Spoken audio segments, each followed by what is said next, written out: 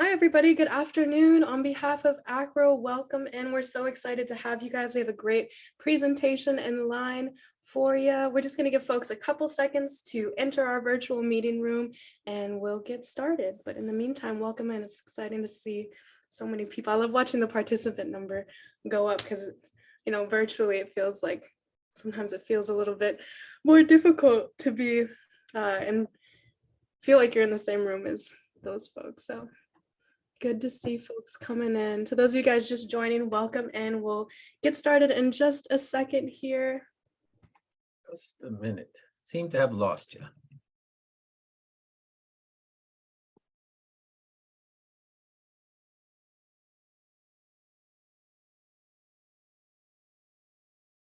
We can still see you. Can you hear us, Clayton? I have no controls.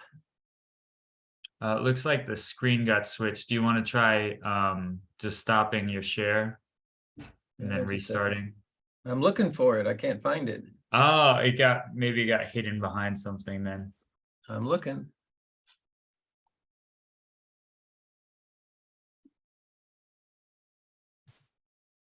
Where would I find it? It's like disappeared. Here, I'll stop your share really quickly. Thanks. And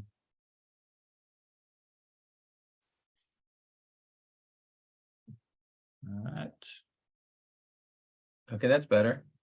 Okay, there you go. Now you should be able to hop back in. Excellent. Is everybody, are we ready? Are we rolling now? I think we're rolling. Okay. All right. Well, let me start and then I'll jump in and share my screen again. Welcome to everybody. This is a Strategic Enrollment Management Conference, ACRO Strategic Enrollment Management Conference webinar. We like to do a few of these before our conference. My name is Clayton Smith. I am the director of the ACRO SEM Conference. That's sort of my part-time job for this then. Otherwise, I'm a professor at the University of Windsor in Canada, where the SEM Conference will be held this year. So let me share my screen and I will then introduce our other colleagues here. And hopefully this will work for me. There we go. All right. So we have, there's three of us today. I'm just going to be your MC, if you will, and I'll return at the end to kind of share a few things about the conference. We have with us Jody Gordon. Jody is a managing consultant with ACRO Consulting. She helps institutions do this thing called strategic enrollment management. And she will be our interviewer, if you will. And our interviewee will be Dr. Cedric Howard. He is the Vice President for Student Affairs at the University of Northern Colorado. Just a few comments. Clayton, sorry to interrupt you. If you can, on your PowerPoint or maybe on the share screen, flip it. Right now you're sharing your desktop. Sharing my desk. Oh, hang on. You're making this terribly difficult on me. I'm sorry, Clayton. You can blame this on me, everybody. You can just talk through the slides too, Clayton, if you don't want to share. It's not a big deal. All right. Why don't I do that since well, I'll stop the share. Yeah. Okay, that's even better. So what we have is a couple of seminars coming up, a couple of workshops, webinars coming up, and the one today is on dispelling misconceptions about SEM planning. It'll be an interview of Dr. Cedric Howard. We have one called Comprehensive Learner Record. What is it and how does it fit into SEM? That's on October 5th at 2 p.m. Eastern Time. And a third one called Trifecta, Overview on Leveraging Staffing and Resource Shortages for Maximum Gains. That will be on October 19th at 1 p.m. Eastern Time, and hoping you can join us for that. So without further ado, let me turn it over to Jody, and she will do the interview, and I'll come back to tell you a bit about the SEM conference. All yours, Jody. Great. Thanks so much, Clayton. I appreciate it. And as Clayton indicated, I am Jody Gordon. My pronouns are she, her, elle. And I do bring greetings to you all from my home office here in White Rock, British Columbia, Canada. And as Clayton indicated, the country that will be hosting the ACRO SEM conference this year. I want to acknowledge and thank the Kwantlen, Katsi, and Semiahmoo Indigenous people for their preservation of these lands that I have the privilege to live, work, and play on. And I encourage others to share their acknowledgement and their appreciation for their territories in the chat. So let's jump in. We've got a number of questions. Dr. Howard, thank you so much for being here with us today. We greatly appreciate your time.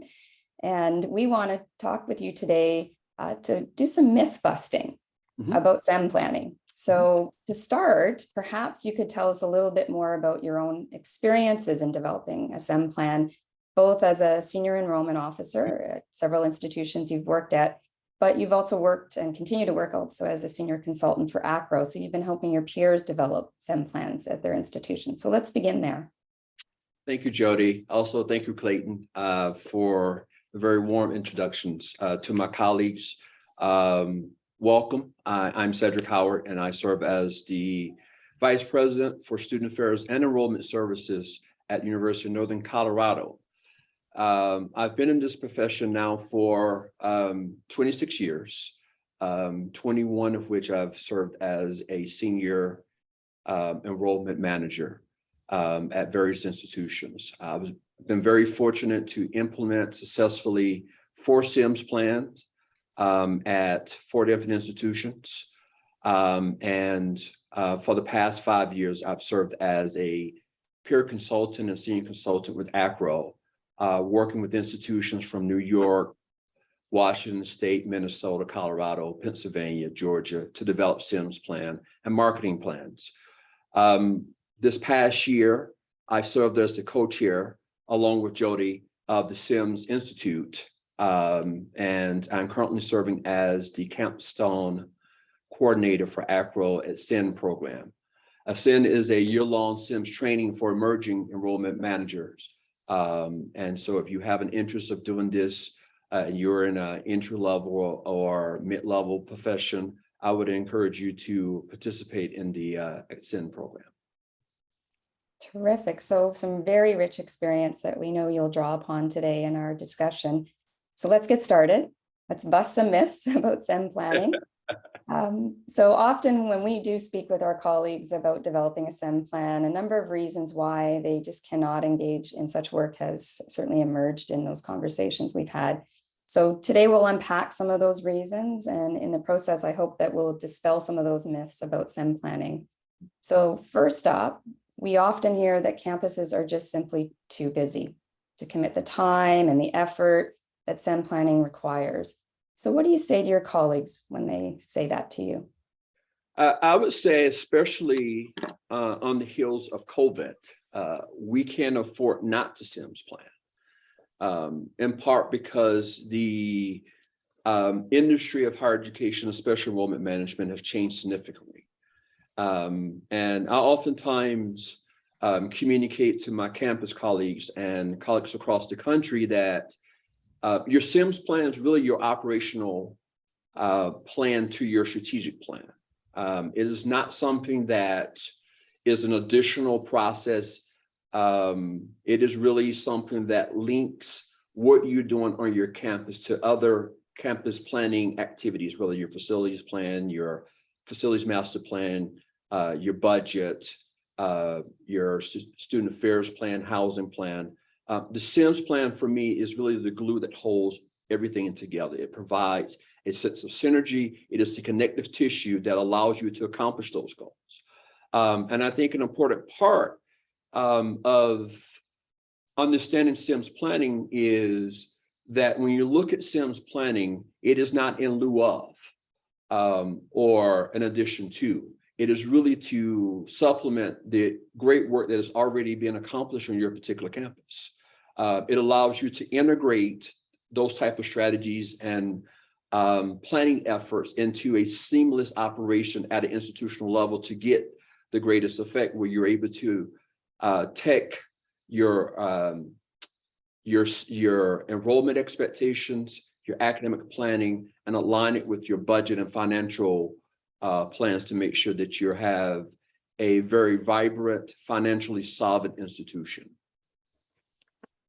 Awesome. And yes, I appreciate your comment about we cannot afford not to engage in SEM planning, especially when you encapsulate it that way. And I think you're already starting to dip your oar into the next question here. So this is wonderful, which is that the next myth we often hear that we need to bust here is planning fatigue. And you named certainly a number of plans that schools have in place. Certainly, a new president comes along, new strategic plan. Your provost wants a new academic plan. There's equity plans, people and culture plans, internationalization plan, indigenization plans. And you named several others. So our colleagues state they just simply cannot take on another planning initiative. And so I think you're leaning us in that direction about how do we manage that? What do we do about planning fatigue? I think it's a great point. And oftentimes, I think it's important to first understand some of the benefits of SEMS planning and how it actually makes the other planning efforts a little bit easier at many campuses and across many types of institution. When you think about the long-term health and financial well-being and solvency of your institution, that's really an important benefit of SEMS planning. When you think about resource allocation, the return of investment, that really connects with SEMS planning. I oftentimes say that when you're doing a SEMS plan, it helps you to have very clear defined goals and make decisions that are aligned with data and assessment, so that your institution SEMS plan should be aligning your institutional mission with the current state of enrollment expectations at your particular campus. I remember recently, I'm working with a pretty large institution that is north of 40,000, and they had enrollment expectations. And coming out of COVID, the applicant pool was not as rich as they desire. And so one of the things that they're doing as part of their SEMS planning is having a better sense of understanding of how far down, how deep they're going to actually go into the application pool and review of applications and look at the financial viability and profile of their particular applicants. That's something they had not considered before. About a year ago, I was working with a much smaller institution, and really they were just trying to understand the effects of COVID and have a sense of how COVID was going to shape their operating modality moving forward. And so I oftentimes say that SEMS allows us to adapt our recruitment and retention strategies to the rapidly changing dynamics of the marketplace and the students that we are attempting to serve. Yeah, it does. It's wonderful. And it's taking both of those interest of success and access into consideration, where we want greater success, but we want to make sure we maintain access, and good examples of that. And I think certainly as you spelled that out, the umbrella really that the SEM framework creates for these other initiatives can draw them in, as opposed to seeing them as completely separate. So I think it's a good way to help folks deal with. It's not another thing on top of, it's as you said, the glue that pulls it all together with the other planning. So let's try on another myth here. Another one to go. So another interesting reason we hear for not engaging in SEM planning is that a college says, well, we've already met our enrollment target for the incoming class, so why bother? We got it right. We got everything we needed, and things worked out exactly as we expected for that fall term. So what are your thoughts on when you hear that? A couple of things. I oftentimes say that that did your recruitment strategy yield the incoming class based upon chance or by design? And I think there's a difference. And oftentimes in addition would say that you have the incoming class coming in, but are you prepared to retain and allow that class to persist? Because there could be demographic or academic qualities and characteristics of that particular class that the SEMS process will allow you to tease out. Did you reach your numbers because you brought in more students that were Pell eligible or first generation? Do you have the support structures to support them? And that's an important piece that really the SEMS planning will give you the opportunity to discuss. I have a tendency to just be very simple in discussing SEMS, and that many institutions should have realistic enrollment expectations, and we oftentimes judge our enrollment based upon the size of our first-year students. And we haven't really thought about the size and the quality of experience for our transfer students, graduate students, professional school. We haven't really thought about the size of the type of experience for our students that will be in virtual settings. And an emerging class that is really growing that we need to pay a close attention to are our students that are coming to us that are dual enroll and have prior college credit because of either dual enrollment or attending college and high school and or other programs that allow you to get credit prior to fully enrolling. And many times we're not prepared for that. We're not prepared for even a first-year student that has 30 hours. And how do we facilitate that aspect? The SEMS process would allow us to look at the actual incoming class and develop a student experience that is seamless for each of those groups, and not just assume that the student is going to be college ready, but assume that as an institution, we're going to be student ready for our various types of students that we will be enrolling to make sure that they have a very vibrant, a very successful experience where they have a sense of belonging, they're integrated and involved on campus, and most importantly, they have a sense of connection to persist, to complete their studies with our particular campus or institution. Yeah, that's wonderful. I think you ended up busting two myths in there. For one, because you talked certainly about that it's more than just your total enrollment, it's the enrollment mix and being mindful of your incoming class from that perspective. And you started to also then touch on, it's also about persistence. And one of the myths about SEM planning is it's just about recruitment. Mm-hmm. And once we've recruited it, then it's fine. And so the comments around belonging and persistence and supporting those students are critically important. And certainly SEM puts a wonderful spotlight on that. And so that myth of, well, we just get it right in the front end. No, we have to keep getting it right all the way through. Anything further that you wanted to comment on that in terms of the persistent side of enrollment management? Yeah, I think that an important piece is also realizing that our students are coming to us with expectations. The perception that if we build it, they will come and they will be happy with the type of experience as it relates to enrollment and retention and persistence, I think is a fading fallacy. And we need to be prepared to respond to the emerging needs of our students. The SEMS process would allow us to look at the complete student experience, not just look at them as a number, but making sure there's the support services, the resources to target those specific groups, so that our commitment to them is not just on the front end, but throughout their college experience. Terrific, thanks.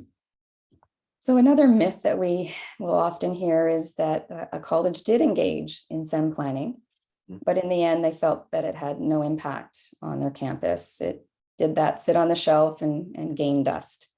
So let's talk a little bit about what a living SEM plan is and what really is a plan that should have an impact on your campus and your student experience overall.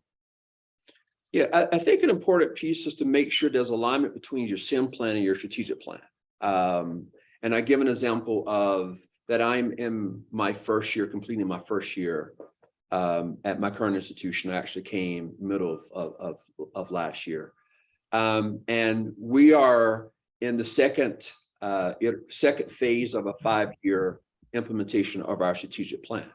And the thing that I said to campus was that one of our key action items and deliverable is to develop a SEMS plan, because it helps us align the type of experience that we seek to give to our students. It helps us to understand the particular strategies. It helps us to assess impact of those strategies. It helps us to align and integrate what we're doing so that we're meeting the expectations of our students. And I think that if you look at phase 2 of our strategic plan, key action item number 1 is develop an effective SEMS plan. Key item number 2 is implement the SEM plan strategies and tactics across our campus. And so by including that in our strategic plan, gave it a connection that made sure it was a living document, in part because now it is an expectation for our institution. I also think that when you're looking at SEMS planning, especially on the retention side, it's about engagement. That you have key enrollment items and things that you're going to measure, that you're going to do something with. If you're going to measure it, then what are you going to do with the information? When I have seen institutions that have effectively implemented SEMS plan, it has gone from SEMS planning to implementation of tactics, goals, strategies, and tactics, to evaluation of the SEMS plan, to alignment with their budget. So there's a direct connection and a circular evaluation of what is happening. I oftentimes would say to individuals that a SEM plan is not a static plan. It's very much a living document, and it should evolve. And I think when you're looking at SEMS planning, that it is one that you revisit on an annual basis to see where you're at and to report to the campus so they understand how you're implementing the SEM strategies. But I think it is an important piece to connect what you're doing in your strategic enrollment management plan directly to the strategic plan, and if you can, directly to your accrediting body's expectation as a measure of program effectiveness and enhancement through the self-study and accreditation process as well.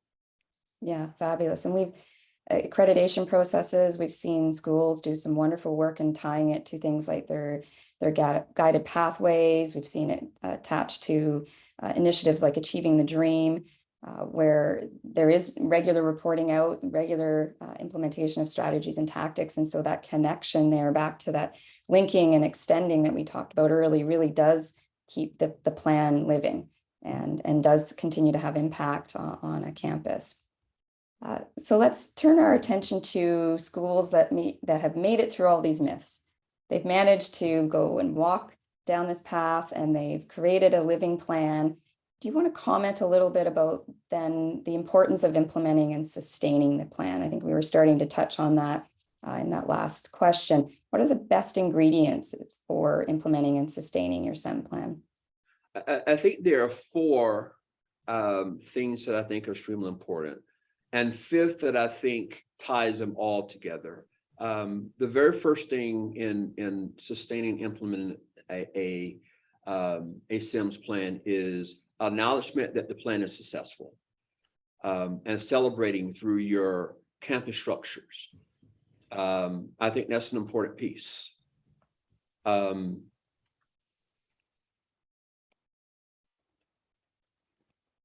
I lose someone? No, I can still hear you. Oh, okay. It's just it went dark on my screen. So acknowledging and celebrating the success of the plan is extremely important. I also think that connecting a SEMS plan in an iterative phase where it's going to be 3 to 5 years and it's going to lead to additional long-term planning for the institution is extremely important when you begin to look at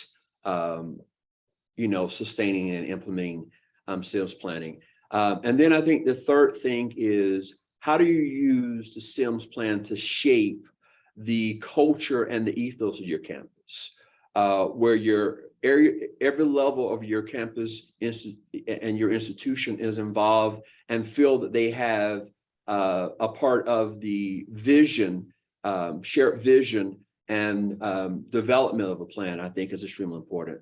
And then I think that the fifth part for me, and it's kind of the piece that holds everything together, is the making sure to keep students at the center of our SEMS planning, and making sure that when we're saying that our student centered, or we're focused on being student first, that we're not being I should say we're not being reactive, but we're being very intentional and systematic and forward thinking and implementing our SEMS plan to meet the needs of our students now, and preparing to meet the needs of our students that we will be receiving in the future.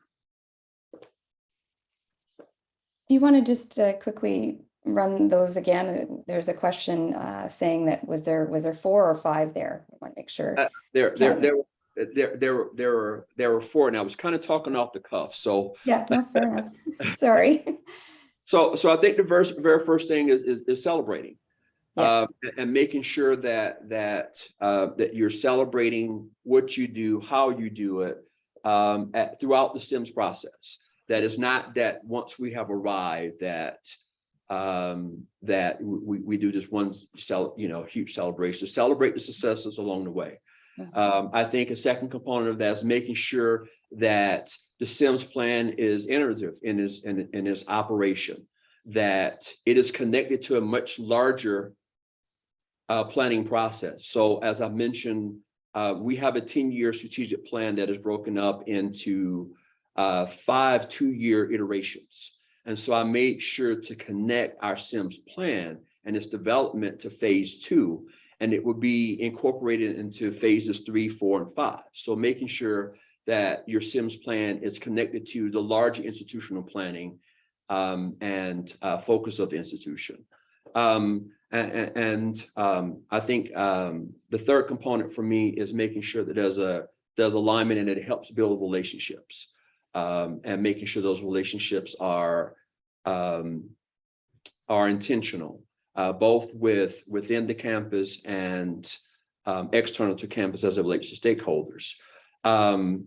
And then I think the fourth thing that I think is extremely important is how do you build that shared vision across the institution, where everyone has a vested interest and really feel connected to the implementation, sustainability of a SEMS plan. And then the fifth one for me is what I said kind of holds everything together, to make sure that you're really putting students at the center of your SEMS plan. Yeah. And making sure that you are operationally defining the concepts that we oftentimes espouse about being student first, student center, and making sure that we're being true to our commitment to our students and our stakeholders. Can you then, on those 5 key ingredients, comment then the role that senior leadership plays? Do they surround it? They're the cheerleaders. Yeah.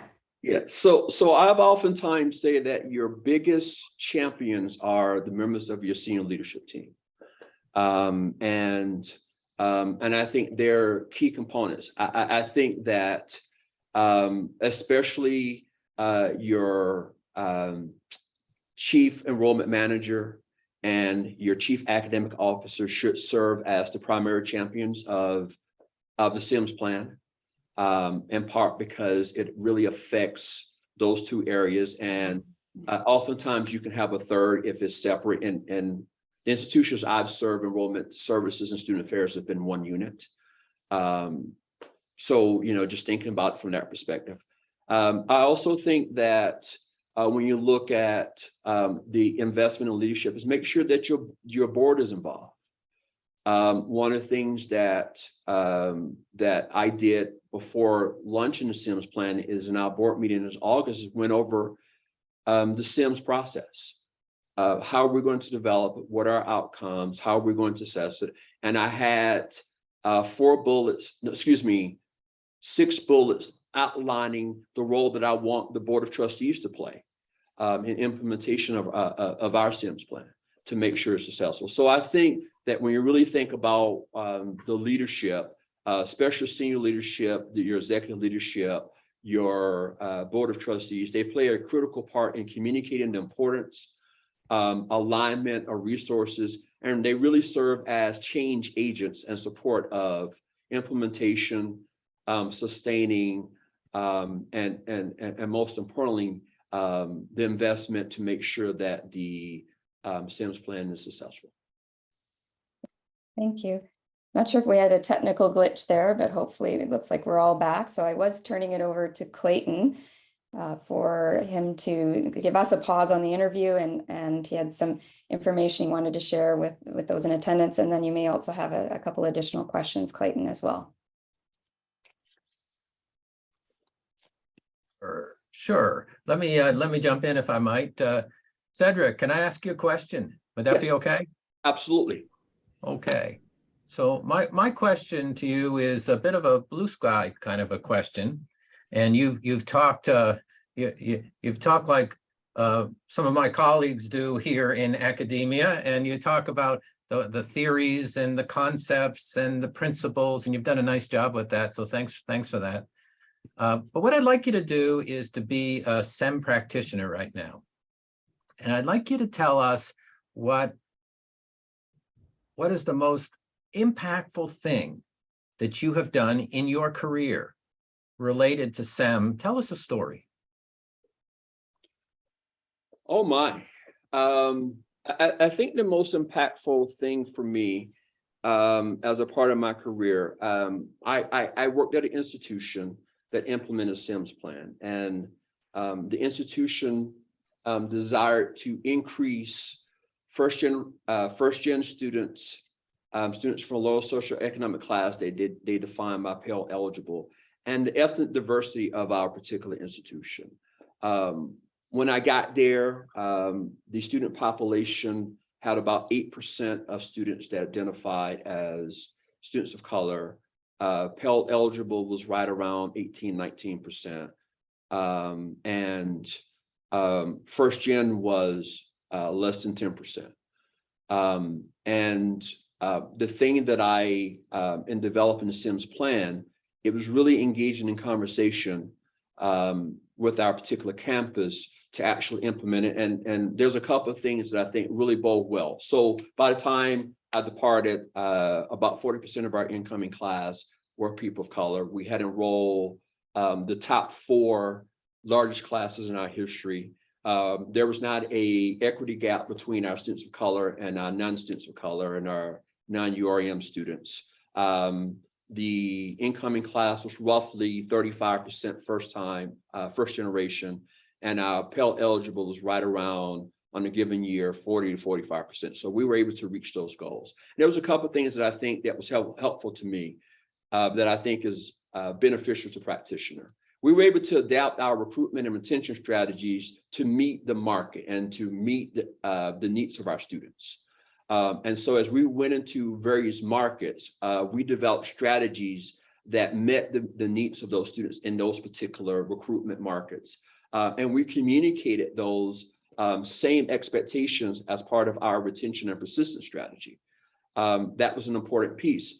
So for instance, if we were recruiting a market that had a high number of students from lower socioeconomic classes, we realized that there was a companion piece of resources that we needed to go to support that particular set of subsection of students and that group, i.e. students of color traditionally don't go to counseling centers. So we developed a program called Let's Talk that was staffed with social workers, because they were very familiar with social workers and the case management approach, which was very different than we had before, and actually had the social workers strategically aligned across campus, whether it was in our multicultural center, or our women's center or in our residence hall to serve students. We also made sure that there was an alignment between our academic and our co-curricular experiences, realizing that students, based upon their interests, are going to be attracted to certain things. So for instance, if there was a club or organization that they had at a high school, that was a club and organization we work with our campus life and student activity people to bring to our campus, because that was an attractive item for our particular student. And the most important thing that I think that we did from our perspective was that we held each other accountable, and made sure that there was a clear set of accountability measures, making sure everyone understood the decision-making tree, make sure everyone operated from a growth mindset and not a deficit mindset. And then we prepare our campus through training and in service to better serve our students, because we were not just responsible for recruiting them. We had an obligation as part of our community to make sure that they become graduates and global citizens. Wonderful, Cedric. It sounds like you have a magic wand, and the folks that sometimes come to the SEM conference are looking to learn things like you just shared. So I want to thank you for that.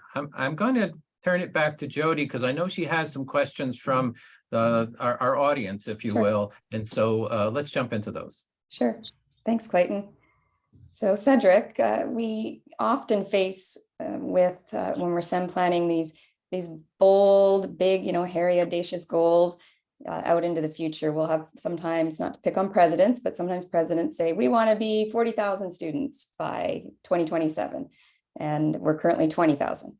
Mm-hmm. And so one of the questions was around, how do you manage that when maybe some of the predictions from an executive level don't match or are not realistic, or maybe just, it's good to be ambitious, but are too ambitious. Any recommendations for folks in the trenches that are trying to help make that a little bit more focused? Yeah, our best friend is data.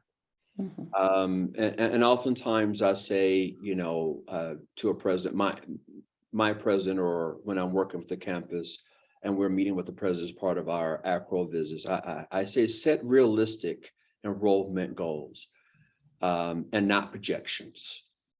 And we use the data to do so. And oftentimes when you think about the goal setting process, is very abstract and aspirational. And I think, the using relevant data, as well as a market analysis of your current activity, is extremely important to share with your campus leadership. And oftentimes I would say that, when you take a critical look at who you're enrolling and how you're enrolling them, and using data to articulate as part of that storytelling, that's an extremely important and powerful thing for your campus leadership, especially your president, to hear and to see.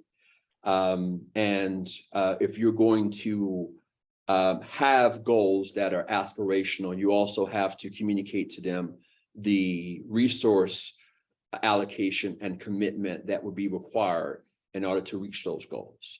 And get their commitment to remove the barriers and boulders of the campus and the campus decision-making, usually through the budget making process, remove those barriers in order for you to apply those goals appropriately to reach their expectations. But that is our best friend. As storytelling is an extremely important aspect of what we do, and helping your president to say, what is realistic? I want to make sure that you're successful. I want to make sure that I'm shining a good light on you, and that you are seen as a successful leader. And so I want to make sure that as a part of my role as enrollment manager, I'm able to meet your expectations. And this is what we're able to do with our current capacity. However, with investments, this is what we can do over time. Having an honest conversation, transparent conversation with your president is extremely important, and just be very authentic. Many presidents come from a background where they're used to content experts, and go into into your meeting with them as the content expert. Mhm. Data tells such a wonderful story when we listen to it. And so follow the data is wonderful advice there. We talk about marketing our own schools to our potential students, to our donors, to others, employers. But the next question is actually about marketing strategy for your SEM plan to keep people informed. And so any advice there on how do you market the SEM plan to your own people?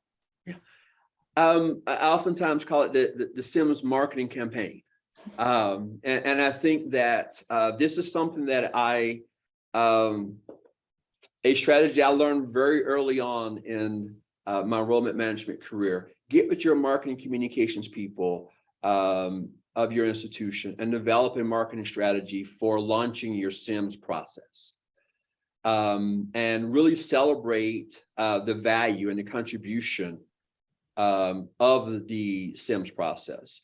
And I think when you have a marketing and communication strategy, make sure that you're communicating more than just numbers, that you're communicating the value of the process and contribution of the process to the effectiveness and the promotion of the institution. I think that's extremely important. So I think that's an important piece. And then having monthly communication monthly communications to your campus is extremely important to talk about the progression of the SEMS plan. I consider it to be a kind of a SWOT analysis. What is going well? What are some areas that we need to improve? What are some opportunities? Communicate the true expectations of what is happening on your particular campus. But it should be a launch or a splash initially, and then there should be planned communications throughout the year so people are aware of what's happening throughout the SEMS process. Because when your process is out of sight, it's also out of mind. And I think keeping it relevant and talk about the successes and talk about the challenges would be extremely important to sharing and the promotion of your SEMS plan and process to your campus.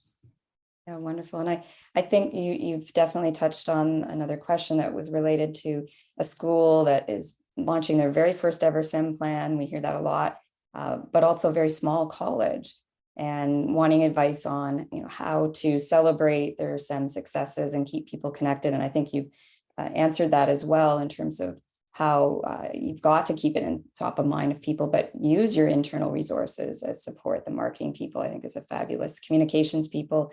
We've even seen small schools draw on their faculty. Those in the marketing communications department that teach have often been allies in celebrating. But I think anything else when it's a small school, I mean, you draw from as many places as you can. Yeah, you draw from any campus stakeholder that you have access to. You may have a member of your board of trustees that has a marketing background. Include them. One of the things that is on our SEM steering committee on our particular campus is a marketing professor. And then we have a member of our foundation board who owns a marketing consultant firm. We've added him to the SEM steering committee to make sure there's a far-reaching set of inputs and exposure throughout our particular institution. Yeah, fabulous idea. Yeah, the expertise is there and they want to be involved and engaged, and that's wonderful. We have another question. The question is, in developing a robust recruitment strategy, what specific factors or considerations were thought of or employed to achieve your new student goals? So I think the first I've kind of mentioned, begin with realistic expectation. I say do an assessment of do you know of the top 10 schools that submit applications to your particular institution, and for which programs. Mm-hmm. Starting there first. and then seeing what is the demographic makeup of those particular students. Are certain students attracted to your institution? And if they are, what are some additional markets that you can seed and begin to recruit that have very similar demographic characteristics as the populations that you're currently attracting to your particular institution? Is a way to begin. Because there's a reason that a certain student type is attracted to your school. And I oftentimes say, when you're looking at recruitment, begin with your strength. And what are your strengths? And regardless of your size, look at your top 10 feeder schools, whether there are secondary schools or other 2-year or 4-year schools, which are opportunities. If there are other 2-year, 4-year schools, why are they attracted to your school? Are there certain things that you offer? Use your leverage. Take advantage of the things that you're good at and shine light on those things as a way of trying to build the size, the scope, and ultimately the yield of the applicants that are attracted to your particular institution. Yeah. And I think, without knowing it, you yet again anticipated another question that we had, and this will be our last question, but I think you've already tied some of this together for this question, and it was about forecasting. How do you forecast realistically enrollment numbers? Any recommendations, especially for a community college? Yeah. So most community colleges have what is called a primary catchment area because of their community focus, whether it is a geographic location or county, a place that's been defined, and they have primary targets, recruitment targets within those particular areas.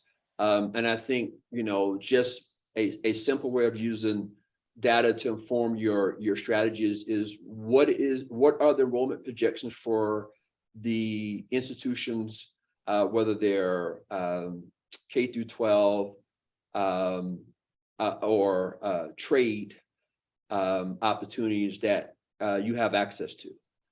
That is an easy way to look at the potential enrollment opportunities and what percentage of that available group are you actually attracting to your institution. It's an important analysis to consider as well. So if you're looking at the attraction of let's just say high school students into the community college setting, how many are attracted to your traditional 4-year preparation programs, and how many are attracted to your trades and being trade ready and your work preparation programs, and leverage both of them and see which percentage are actually entering your institution. That is a way to build a predictive model, because if you look at many institutions, that percentage pretty much remains consistent over time. And what you do is develop your strategies in order to increase the size of the pool, and then most importantly, you try to increase the yield of those that have already expressed some interest through their application to your particular institution. Yep, wonderful. Again, follow the data. It's there. So thank you so much, Dr. Howard. And I know I speak for both of us. Thank you to our audience for those additional questions on SEM planning. And again, thank you for your time today and sharing us your thoughts around busting some of these myths about SEM planning. And we hope that our audience found this insightful and helpful for SEM planning on their campuses. We are looking forward to seeing you all at the SEM conference in Toronto. Please come up to Canada, my home country in Clayton's, to join us. And at this point, I'll turn it back over to Dr. Smith as our ACRO-SEM conference director, to add some additional comments. Hi, everyone. I've just shared my screen here. Can you see it? Just say yes, Jody. Yes. Excellent, excellent. Okay, so the next step really, I hope, is that you'll want to learn more about SEM. And we have this thing called the Strategic Enrollment Management Conference we do every year with ACRO. As Jody has indicated, we're in Canada this year. I'm a dual citizen of Canada and the US, so it's my pleasure to host my American colleagues and my Canadian colleagues here in Toronto, and I hope you'll join us. This is a bit of our overview, if you will, and you can see there's some plenary presentations by some fabulous folks. Leading off, Anthony Johnson and Dr. James McCocus will talk to us a little bit about the notion of LGBTQ and Indigenous equality. So we're in Canada, so we certainly want to talk about Indigenous learners here too. We have Robert Gould and Nicole Johnson talking to us about a new idea of direct admission as a way to remove systematic barriers to admission. Kind of an interesting session. Dr. Doug Shapiro will join us from the National Student Clearinghouse Research Center, and he's going to share with us the sort of hot new trends, if you will. And we've convened several presidents to join him on the stage and to give their reflections on how that will play out on their campus. So lots of great plenary sessions. And we have one more. It will be announced shortly as well. Secondly, we have lots of best practice sessions, much like Dr. Howard here is talking a bit about his magic wand and some of the things he's done over the years. You have an opportunity to hear that from practitioners from all over the world. We have sessions from our two primary countries, the US and Canada, but also from abroad, and a chance to do that.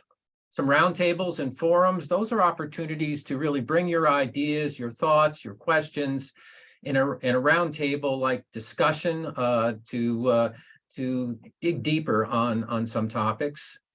We have created these things called deep dive workshops. So instead of just a 60-minute best practice session, these are workshops to learn things and walk away to be able to do new things, perhaps build some skills along the way. And you can see what some of those are. And the real magic sauce of the SEM conference is networking, connecting with each other. And for those of you who bring 4 or more to the conference, we have a team experience awaiting you, which we hope you'll take advantage of.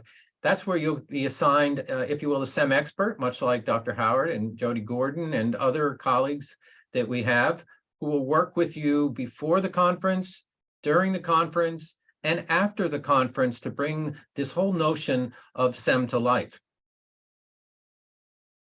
And I guess that's where I'll stop, and I'll turn it back over to Jody to close the session out. So back to you, Jody. Thanks, Clayton. And yes, I really encourage the team experience. We've found that that's been really positive for a number of campuses that have shown up with 4 or more people, and that's all included if you show up from 4 or more. There's no additional charge on that. So I don't think there was anything else. There were no other questions in the queue that we had missed. I'm just double checking. Oh, we had one more. Oh, it was a comment. Someone thanking you for a fantastic session. So I think with that comment, we would close it out and thank again, Dr. Howard for joining us today. And as Clayton indicated, you can certainly attend Dr. Howard's session at SEM to learn more about SEM planning and getting it off the ground. And so with that, Clayton, any other final words as our SEM director? No, thanks, everybody, and hope to see you in Toronto. The one question that came up there was that one person to each team.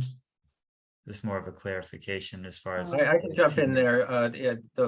A team for the purposes of the SEM team experience is 4 or more from the same institution. So if you bring 3 colleagues with you, you'll be a team. Otherwise, we'll encourage networking and participation in some other ways during the conference. Hope that helps. Sure does. Thanks, everyone. Enjoy the rest of your days. Thanks. Bye-bye. Thanks, everyone. Take care.